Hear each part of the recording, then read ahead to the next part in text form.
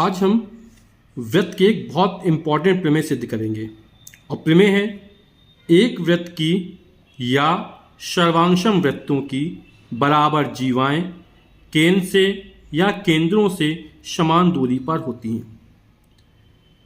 तो पहले हम एक वृत्त के लिए सिद्ध करते हैं, है ना।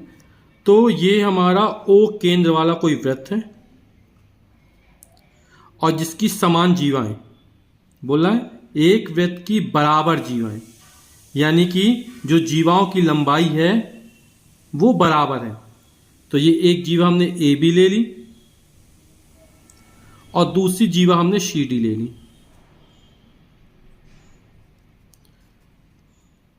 बराबर जीवाएं केंद्र से समान दूरी पर होती हैं। हमें ये सिद्ध करना है कि ये जीवाओं की केंद्र ओ से जो दूरी है वो समान है। तो दिया हमको ओ केंद्र वाला एक वृत्त ए बी डी सी है, जिसमें जीवाएं जो हैं वो समान लंबाई की हैं, बराबर लंबाई की हैं। यानी ए बी की जो लंबाई है वो सी डी के बराबर है, यानी ए बी बराबर सी डी, ये हमको दिया गया है। हमको सिद्ध करना है कि जो ए बी है और सी डी ये दो जीवाएं हैं वो केंद्र ओ से समान दूरी पर स्थित हैं। तो हम करते क्या हैं, केंद्र ओ से जीवा ए बी पर लंब खींचते हैं। ये हमने ओ एम लंब खींच दिया। लंब खींचा तो ये जो कोण बनेगा वो 90 अंश का बनेगा। फिर हमने जीवा सी डी पर बिंदु ओ से फिर लंब खींचते हैं, ये खींचा और ये जो लंब है वो ओ एन है। ये हमने रचना की।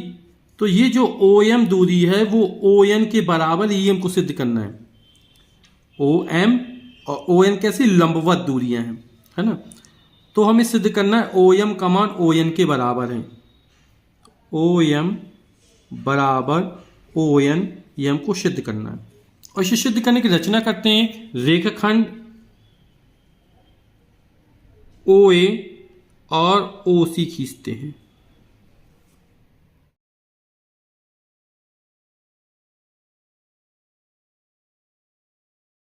अब इस प्रमेय को हम प्रूफ करते हैं, इसकी उपपत्ति करते हैं, सत्यापन करते हैं इसका। हमें करना क्या है, इस त्रिभुज को, त्रिभुज ओ एम ए, ये त्रिभुज को ओ एन सी के सर्वांशम सिद्ध करना है। एक त्रिभुज हमारा ये वाला, दूसरा त्रिभुज ये है। त्रिभुज ओ एम ए को त्रिभुज ओ एन सी के सर्वांशम सिद्ध करना है। ये 90 अंश कोण है, ये भी 90 अंश कोण है, क्योंकि लंब खींचा था हमने। तो हमको ए बी बराबर सी डी दिया गया है। ए बी बराबर सी डी ये हमको दिया है। हमने क्या किया, 2 का भाग कर दोनों पक्षों कोई फर्क नहीं पड़ेगा। हाफ ऑफ ए बी बराबर हाफ ऑफ सी डी। दोनों पक्षों में 2 का भाग कर दिया, 1/2 से 1/2 कर दिया, कोई फर्क नहीं पड़ेगा। हमने इसके पहले प्रमेय पढ़ी थी कि वृत्त के केंद्र से जीवा पर खींचा गया लंब, हमने लंब भी खींचा ना, जीवा को समद्विभाजित करता है। यानी जीवा जो है वो 2 बराबर भागों में विभाजित हो जाती है। वृत्त के केंद्र से जीवा पर खींचा गया लंब जीवा को समद्विभाजित करता है। मतलब ए एम और बी एम दूरियां आपस में कैसी हैं, बराबर हैं। इसी तरह यहां पर सी एन दूरी और डी एन दूरी आपस में कैसी है, बराबर हैं, क्योंकि हमने लंब खींचा है। अब ये जो दूरी बराबर है, ए एम बराबर बी एम, यानी ए एम जो दूरी है वो पूरी दूरी की आधी है।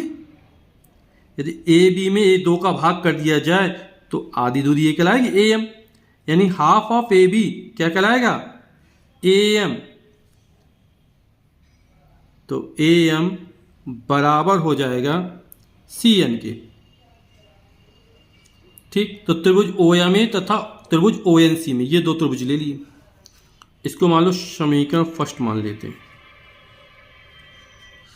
तो दोनों सर्वांशम सिद्ध करना है। सर्वांशम सिद्ध करने के लिए हम 3 कंडीशन में कोई एक फुलफिल करनी पड़ती है। तो हम देखते हैं ओ ए बराबर ओ सी। क्यों बराबर है आप लोग समझ चुके होंगे, क्योंकि ये एक ही वृत्त की त्रिज्याएं हैं।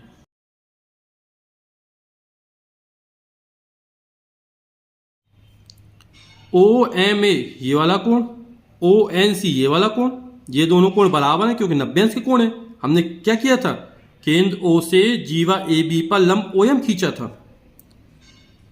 तो कोण ओ एम ए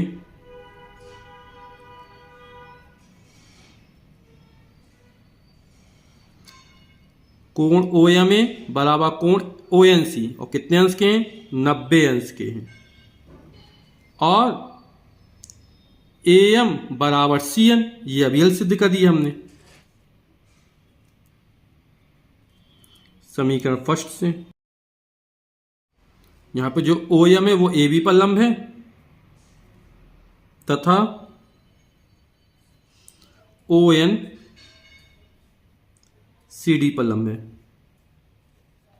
तो हमने क्या किया, दो भुजा और एक कोण बराबर सिद्ध करिए दोनों त्रिभुजों के, तो ये दोनों त्रिभुज क्या सर्वांगसम हो जाएंगे, यानी त्रिभुज ओ एम ए सर्वांगसम त्रिभुज ओ एन सी। तो भुजा कोण भुजा सर्वांगसमता प्रमेय से ये दोनों त्रिभुज सर्वांगसम हो गए। और जब दो त्रिभुज सर्वांगसम हो जाते हैं तो उनकी तीनों भुजा तीनों कोण बराबर हो जाते हैं। तीन चीज तुमने बराबर कर दी। अब बाकी जो तीन चीज बची हैं, जैसे ओ एम ओ एन के बराबर हो जाएगा, ये वाला कोण इस वाले कोण के बराबर हो जाएगा, और ये वाला कोण इस वाले कोण के समान हो जाएगा। ठीक है, तो हमें यही सिद्ध करना था ओ एम बराबर ओ एन।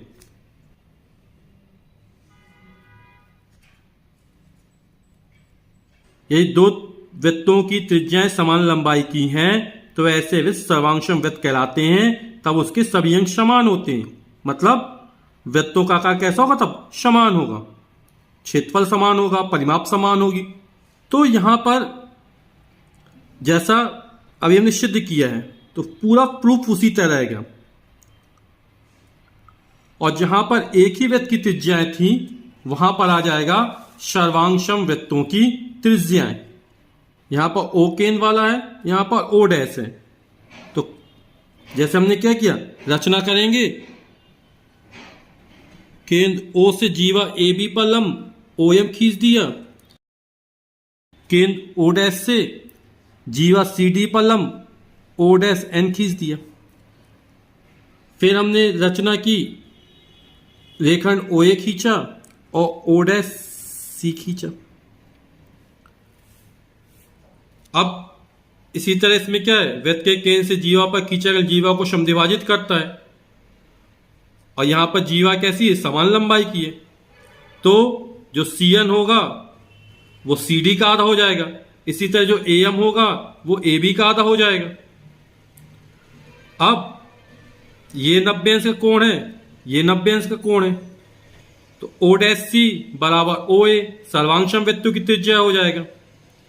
अभी हमने सिद्ध कर दिया कि ए एम बराबर सी एन हो गया, और ये वाला कोण 90 अंश का हो जाएगा। तो ये दोनों त्रिभुज क्या सर्वांगसम हो जाएंगे, और जब दो त्रिभुज सर्वांगसम हो जाते हैं उसकी तीनों भुजा तीनों कोण समान हो जाते हैं। तीन चीजें हम पहले सिद्ध कर चुके हैं। तो ये जो ओ एम है वो ओ डैश एन के बराबर हो जाएगा। तो ये सर्वांगसम वृत्तों के लिए हो गया।